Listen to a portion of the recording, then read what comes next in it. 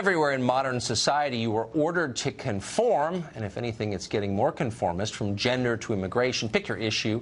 There's increasingly only one acceptable view, and you can be ostracized or fired for disagreeing. Many are, in case you haven't noticed. University of Toronto professor Jordan Peterson stands dramatically against this tide. He's become famous in large part because he refuses to be shamed from the public square for having his own opinions. Last week, Peterson left interviewer Cathy Newman, not a genius, speechless when explaining that people do not have the right not to be offended. Watch this. Why should your right to freedom of speech trump a trans person's right not to be offended? Because in order to be able to think, you have to risk being offensive. I mean, look at the conversation we're having right now. You know, like, you're certainly willing to risk offending me in the pursuit of truth. Why should you have the right to do that? It's been rather uncomfortable. That's fine. I think more power to you, as far as I'm concerned. So you haven't sat there and... I'm just trying to work that out. I mean... Ha, gotcha. You have got me. You have got me. I'm trying to work that through in my head. Really one of the great interviews of all time. By the way, she said Jordan Peterson has a new book out, 12 Rules for Life. That clip is everywhere. Jordan Peterson joins us tonight. It's an honor to have you, Professor. So I've watched you for a while. I've always thought you were a truth teller. One of the chapters in your book is tell the truth. That's one of your rules. What are some of the things that you think we're forced to lie about in this moment? Well, I don't know if we're forced. I think we make a choice. That it's sometimes a bitter choice, but that's often the case when you're deciding what to say. But my sense is often you're in a situation where you're damned if you do and you're damned if you don't, so you might as well pick the poison you'd rather take. And you have a moral obligation to do that. So, you know, if you're going to say something unpopular and you're going to get attacked for it, that's a risk. But to shut up and pretend that you think something different is to warp your soul, and that's a much bigger risk. So yes, it is.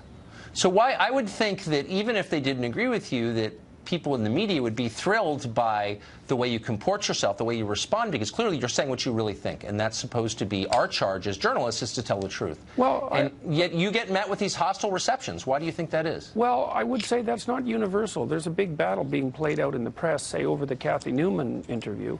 There are people who are casting her as a victim because she's been vilified as a consequence of the interview. But there's been many, many people in the media who stood forth and said that it's necessary to be able to say what you think. So it's not a battle that's over yet. Yeah, it's good. It's good.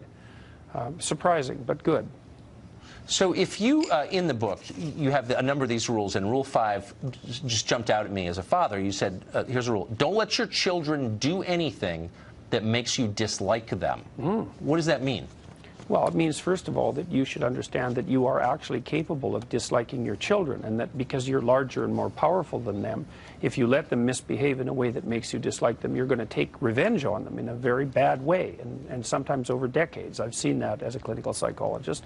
But more importantly, if your children behave in ways that make you dislike them, assuming you're reasonable, and that might be something you want to discuss with your wife, then other people are going to dislike them too, other adults, and then they won't teach them things, and they won't pay attention to them, and they'll only smile falsely at them, and other children won't want to play with them and include them, and that's a catastrophe for your child. So it's very helpful to help your children behave in ways that make other people welcome them, because then everywhere they go, they're welcome, and there's nothing better you can do for a child than that. Very smart. In the minute we have left, if you could pass on one piece of life advice, and this really is a book of life advice, to our viewers, what would it be? Stop saying things that make you weak. What does that mean? Well, if you pay attention to what you say, you'll know that sometimes you feel like you're standing on a rock, that you're in a solid place, and I suppose that you're speaking from your heart. And other times you're saying things just to look good and just to buttress your particular status at the time, and that makes you feel weak. You sell yourself out. And if you pay attention to what you say, you can tell when you're making yourself stronger, and you can tell when you're making yourself weaker. And unless you want to be weaker, then I would say it's best to say those things that make you strong. And you can learn to do that, and it's really useful. So I would recommend practicing that, because it's good for you and good for everyone else too. And so there's a reason people obsessively watch your YouTube videos. Professor, thank you very much for joining us. Congrats on the book. Thanks very much.